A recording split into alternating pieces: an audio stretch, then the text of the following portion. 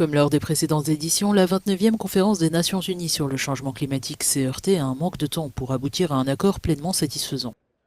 À Bakou, dans la nuit de dimanche, les pays développés se sont engagés à financer davantage les pays pauvres menacés par le réchauffement climatique.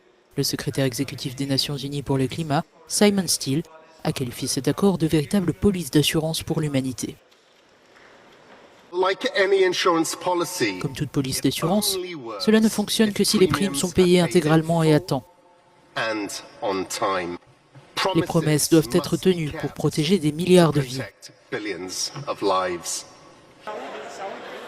Fixée à 300 milliards de dollars par an, l'aide garantie par les pays riches reste bien inférieure aux demandes des pays en développement, ce qui a suscité de nombreuses frustrations parmi les délégués.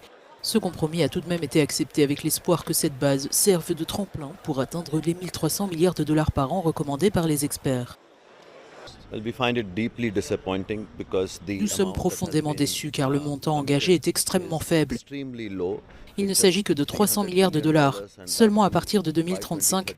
C'est totalement inadéquat et beaucoup trop tardif. Cela permet aux pays développés de se dérober à leurs responsabilités. Des pays riches non classés comme développés, tels que la Chine et la Corée du Sud, seront volontaires pour apporter leur contribution, tout comme les banques multilatérales de développement et les investisseurs du secteur privé. Ce que nous devons faire maintenant, c'est continuer à avancer et trouver des sources supplémentaires, comme des taxes internationales et d'autres moyens de générer les ressources nécessaires aux pays en développement. La prochaine conférence sur le climat des Nations Unies se tiendra à Belém, au Brésil, et mettra au premier plan la réduction des émissions de gaz à effet de serre et la préservation de la forêt amazonienne.